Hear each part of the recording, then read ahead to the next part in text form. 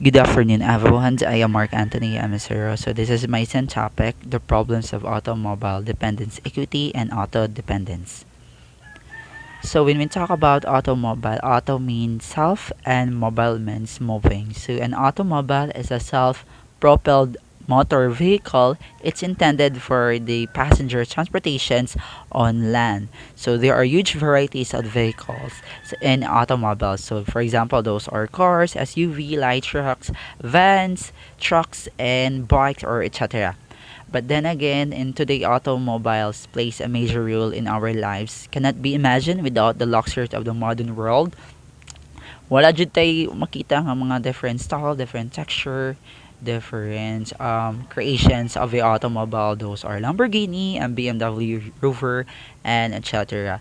But in way back in a year ago, ang kuan dyan ang those are automobiles made of wood. Those are kanang shorter lang ilang kang ang padagan sa usa ka automobile. But then again, thankfully for the greater inventor of the automobile, the evolution of automobile right now, it's been increasing.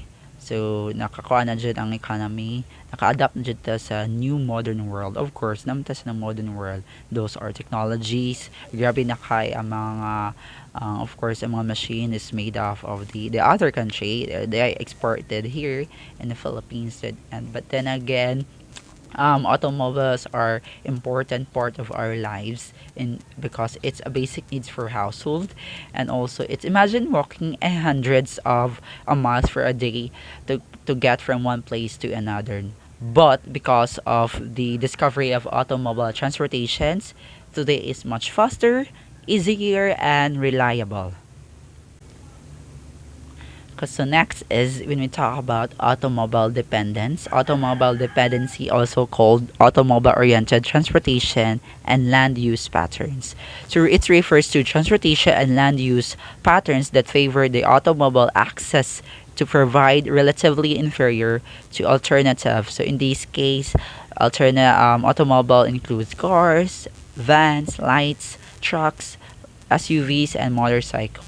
So automobile dependency, it tends to increase the access to urban land. It's increasing the housing affordability. Although this is a partly offset, but then again, the higher parking and public services costs. So if you are a private owner of a certain automobile, namjay different, din nyo maka-encounter nyo sa different expenses. Those are parking fees. If a repairment of your car, of course the maintenance on it, of course the oil. Okay, ang oil inflation of oil price hike bitaw sa lain na sud bitaw kay it's domino effect. If ever gani makataas ang oil price sa diri sa if may while they imported here in the Philippines, it's domino effect na makataas ang mga bilihin, of course makataas ang atong ang oil, especially in oil sa mga katong mga private owner. Those are consumable of the transportation or land transportation rather. But then again, and in addition, automobile is a alternative to automobile dependency. Is not a total lack of the private vehicle. Rather, it is a multi-modal transport system.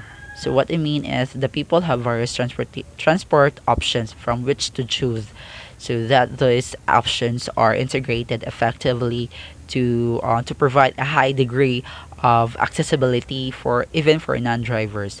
So this allows people to use the best mode for each trip. Rather, it can be a walking or cycling, but then again, it to reach the local destination. Kapoy masal if, for example, if you are in magwork ka sa cities, but your of course in your origin is nasa ka sa province.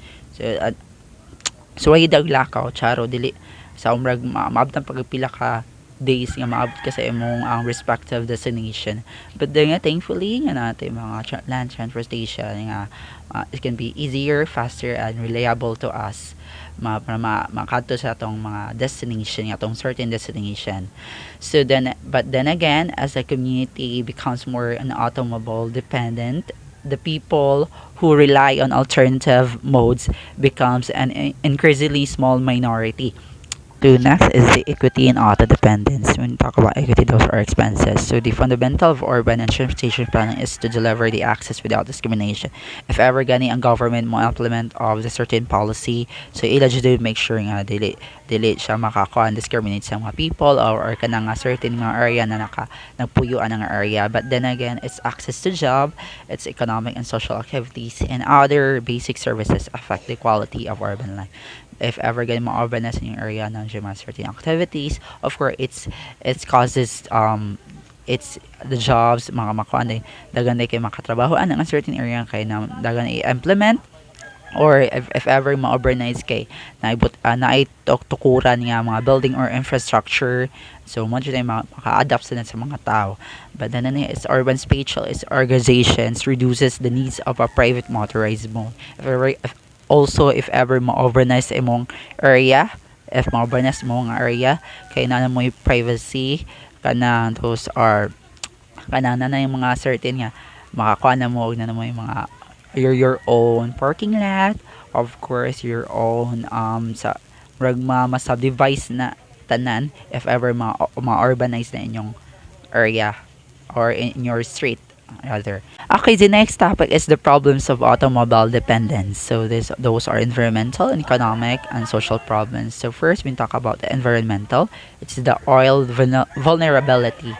So we ever gani inflation rate or makakuha gani ang oil price hike, dili mo ang actually ang oil price hike is dili siya very dynamic, kasabot siya if ever gani nga magka ng makwangan ang pag-import dari nga oil sa the other country, of course here in the Philippines, kay mukuan day madomino effect yun na makataas dili ang oil makataas also sa itong mga product nga itong palitunon.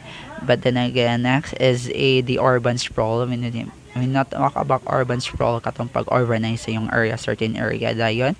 Then of course it can cause also the environmental problems kay more good na namgoy area nga dari like of course the best example is the Manila Bay, kanang ilagi gikuan og Dolomite Beach na siya, ilagi abunuhan og bus, pero ang bus gikan pa jud dari sa Cebu sa what you call yung Alcor Bato, if I'm not mistaken. So mga to gi-urbanize sila para maka-adapt sa mga tourists, of course. But then again, masyag nakaka-cause siya ka environmental problems here sa katong gikuan nila nga buster sa Akoy. But then also sa Manila Bay, ila giusab ang natural nga kuan sa or the natural sa kuan sa kanindutan sa bay, sa Manila Bay rather.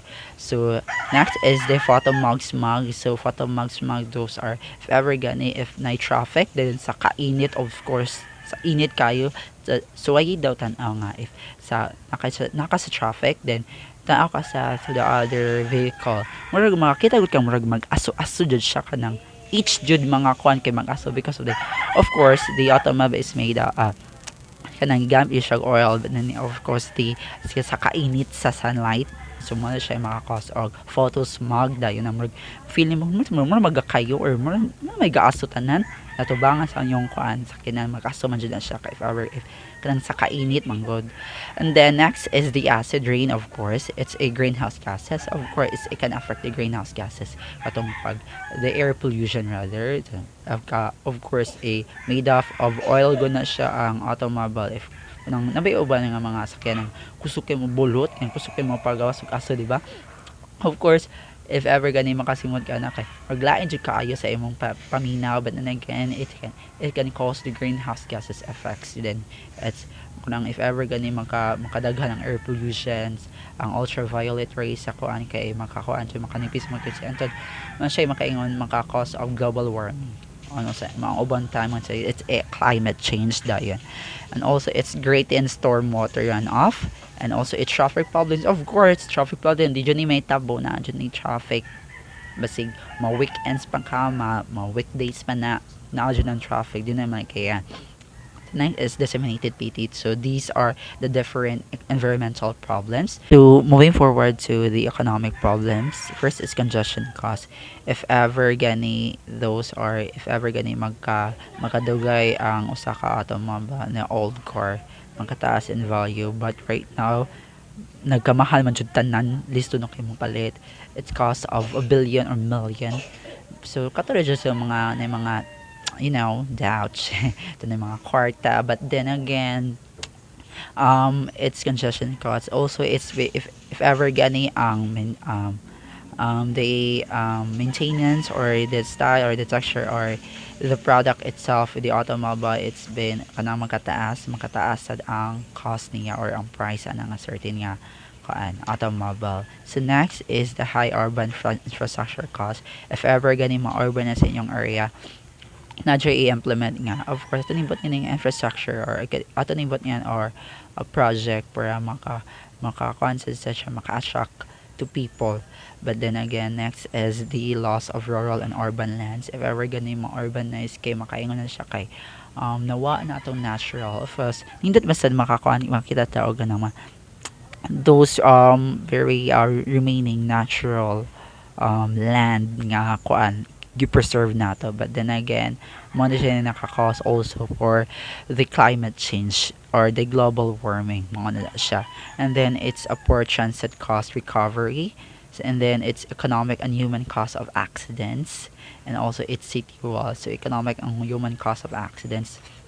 So of course if ever gani ma-urbanize ang kanang area or na may pambutang mga if after gani ma-urbanize may mga barricades, if ever kay murag ng kadas na siya kuan, of course kuan siya kay naman siya gi-protect ng certain area nga mo na kanang kuan pa na siya giayo. But then again kina maka-cause siya traffic or maka-cause siya problem kay ka-traffic na kay gaman na maura gi andan pag-commute man dan kay gi-usab or gibuhat. So mo na siya yung mga kuan karon. But then moving forward also for the social problems. So first is the loss of street life. Of course, if ever gani mo urbanize ang area kay naman na say certain nga mag ikat or ari ra kutob. So ari ra siya kutob kay kani nga dari nga park ato ni siya Osborne kay it can be mo or malls or mo or different establishment. So next is the loss of community. If ever gani nga an automobile dependency kay magkadaghan mostly sad kay grabe nakadaghan na dyan ang automobile traffic na kayo di na basta-basta sad ka makalabang, di ba? But then again, so the loss of the public safety, of course, if ever gani say magkalisod say ako gani if ever gani mo kan kumalabang kalisod si kumalabang as a loss of public safety siya. If ever gani malabang ka na din siya naman kaya na mga magdali kay malate sa trabaho, malate sa kuan. But then again kanang lisod ka, of course, so need yun mo if adjud ka magagukat sa mga traffic light, adjud ka magumantay if ever gani mo labang ka. Of course kikibaw sad ka mo kuan dapat safety sad ka sa imong self. If ever mo labang ka dapat kibaw sad ka mo kuan, dili ka labang dira sige dira madisgrasya jud ka dira dyan. So next is the access problem for those without course. Of course if ever gani of course kita students or those or family nga walay car, of course malisod na siya commute, malisod kay commute day. And then again so lisod kay commute kay of course kuman taga sakay na to kay siya puno-puno, and then time consuming kaayo. So mo dyan ay nakadag cause of problems sa nato. So those without cars. So also it's a road rage. It's a road rage. So makadaggan na murag samong good amon. Murag wala na ay way nga feel free ni murag halos dandan if ever game mag-traffic no kay mo nang kay makita nga mura nagsakyanan tanan. So next is the antisocial behavior. Of course if ever gani ang nasa uban nga halason kaayo kasi naka-car na. So it's enforced car as all. They are certain automobile also it's enforced kinang those are may car nga private owner. Those are the use of the officials or the presidents, or it can be their emperor or other. So mao na siya mga certain. So these are the different um, problems of automobile dependence: the environmental, the economic, and social. So I hope that you learned something on my discussions. So thank you for listening and have a good day. Thank you.